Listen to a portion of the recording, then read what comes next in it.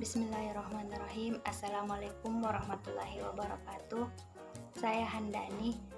Pada kesempatan kali ini, materi yang akan dibahas adalah metode alamiah dan metode sugestopedia. Untuk lebih jelasnya, mari kita simak penjelasan berikut.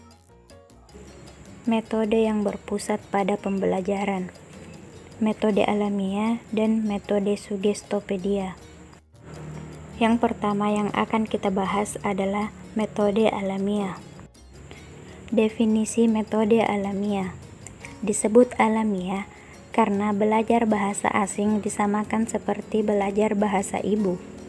Belajar bahasa ibu biasanya berdasarkan kepada perilaku atau kebiasaan sehari-hari yang berlangsung secara alamiah.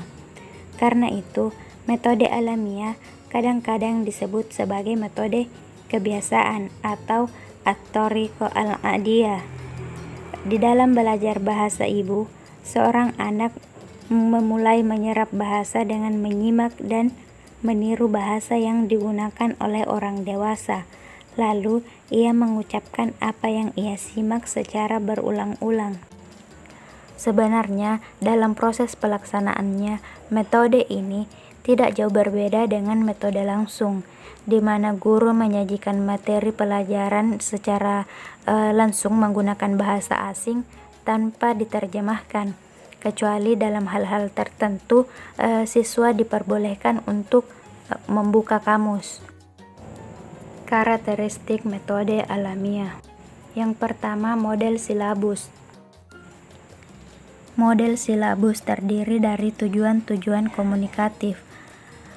Penekanan pada komunikasi mau tidak mau memaksa metode ini untuk menyajikan kosakata dalam jumlah yang banyak. Demikian pula lafal tidak diberi perhatian khusus kecuali bila merubah arti. Hal ini diperlukan karena dalam metode ini benar-benar dibedakan antara komprehensi dan produksi.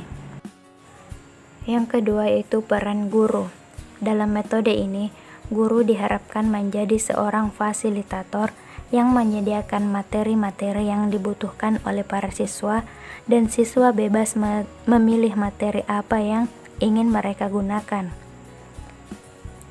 Dan guru juga berperan sebagai pencipta suasana kelas yang menarik dan santai, serta ramah, sehingga dengan demikian akan meminimalkan terjadinya kebosanan dalam belajar. Kemudian, guru juga berperan sebagai penanggung jawab dalam memilih, mengumpulkan, dan merancang materi pembelajaran untuk digunakan dalam kelas.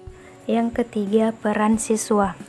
Para siswa dianggap sebagai rekan dan tidak boleh merasa takut untuk melakukan kesalahan dalam usaha mereka untuk menggunakan bahasa target. Mereka didorong untuk mendapatkan sebanyak mungkin masukan dari segala sumber. Mereka harus memahami apa yang mereka lakukan serta memahami tujuan pembelajaran. Yang keempat yaitu bahan ajar. Bahan ajar yang disarankan seperti gambar-gambar dan sarana visual yang menyediakan informasi untuk dikomunikasikan. Selain itu, permainan atau games bisa dijadikan sebagai bahan ajar selama dapat membantu memfokuskan siswa pada apa yang ingin dilakukan dan menggunakan bahasa target. Penggunaan metode alamiah. Dalam video ini ada 9 langkah penggunaan metode alamiah. Namun setelah saya nonton video di YouTube, pada intinya itu guru memperkenalkan benda-benda yang ada di kelas dengan menggunakan bahasa target. Contohnya ketika guru menunjuk kursi dan dia berkata kursiun. Ketika menunjuk meja dia berkata maktabun. Ketika menunjukkan sebuah pulpen dia berkata kolamun. Bukan hanya manusia yang mempunyai kelebihan dan kekurangan, tetapi sebuah metode pembelajaran juga mempunyai kelebihan dan kekurangan. Nah, lalu apa saja kelebihan dari metode alamiah? Nah, ini adalah beberapa kelebihan dari metode alamiah. Yang pertama, Pada tingkat lanjutan, metode ini sangat efektif karena setiap individu yang masuk ke dalam suasana lingkungan yang sebenarnya untuk aktif mendengarkan dan menggunakan percakapan dalam bahasa asing atau bahasa target. Yang kedua, pengajaran membaca dan bercakap-cakap dalam bahasa asing sangat diutamakan, sedangkan pelajaran gramatikal sekolah sewaktu-waktu saja. Ketiga, pengajaran menjadi bermakna dan mudah diserap siswa karena setiap kata dan kalimat yang memiliki konteks atau hubungan dengan dunia kehidupan sehari-hari, siswa akan lebih mudah memahami dan mengingatnya. Kekurangan metode alamiah. Bagi siswa yang belum memiliki bekal atau dasar bahasa asing, terutama pada tingkat-tingkat pemula akan merasakan kesulitan, sehingga penggunaan bahasa asli siswa tidak dapat dihindari. Dengan demikian, tujuan semula dari metode ini untuk membaca dan bercakap-cakap dalam bahasa sulit diterapkan secara murni, tapi harus diterapkan secara langsung. Setelah membahas metode alamiah, sekarang kita beralih ke metode Suggestopedia. Apa sih metode Suggestopedia itu? Nah, metode Suggestopedia dikembangkan oleh seorang psikiatri dan seorang pendidik dari Bulgaria, yakni Georgi Lozanov. Nah, Lozanov ini mempercayai bahwa otak manusia memiliki kemampuan belajar yang hebat, akan tetapi kekhawatiran dan rasa takut gagal pada diri seorang menjadi objek penghalang untuk mencapai potensi tersebut. Untuk itu, Lozanov menciptakan metode Suggestopedia yang memiliki cara kerja dengan menstimulasi otak dengan memanfaatkan pembelajaran menggunakan musik, seni, relaksasi, meditasi, bunga, ataupun lingkungan.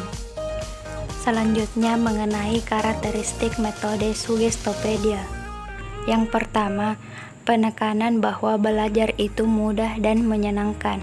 Yang kedua, perpaduan antara faktor sadar dan faktor di bawah sadar para pelajar. Yang ketiga, interaksi yang hidup antar pelajar untuk memberikan kesan yang bermakna pada diri mereka. Lalu, bagaimana penggunaan metode Suggestopedia? Nah, ada beberapa langkah penggunaan metode tersebut. Yang pertama, guru memberikan ulasan materi yang telah dipelajari sebelumnya untuk memancing kembali pemahaman pelajar tentang materi yang telah diajarkan. Yang kedua, guru menyajikan materi baru dengan penjelasan tata bahasa dan terjemahan yang relevan. Dan yang ketiga, guru memberikan waktu 1 jam untuk pertemuan santai dan meditasi yang menjadi keunikan dari metode ini. Sama seperti metode-metode yang sebelumnya, metode Suggestopedia ini juga mempunyai kelebihan dan kekurangan. Nah, apa saja kelebihannya? Kelebihan dari metode ini adalah dengan pelajar yang berjumlah maksimal 12 orang akan menambah suasana kelas menjadi lebih santai, sehingga pelajar tidak merasa terkekang. Jumlah yang sedikit ini pula akan lebih membantu proses pembelajaran, karena fokus guru dan kerjasama antar pelajar menjadi lebih mudah dilakukan. Kelemahan atau kekurangan dari metode Suggestopedia. Dengan sedikitnya jumlah pelajar, membuat metode ini hanya cocok dilakukan pada pembelajaran bahasa dengan jumlah pelajar yang sedikit, sehingga tidak cocok dilakukan di sekolah-sekolah Indonesia, karena pada umumnya memiliki jumlah pelajar yang cukup banyak untuk setiap kelasnya. Namun, bukan berarti metode ini tidak bisa diterapkan. Syukron ala ihtimamikum. Wassalamualaikum warahmatullahi wabarakatuh.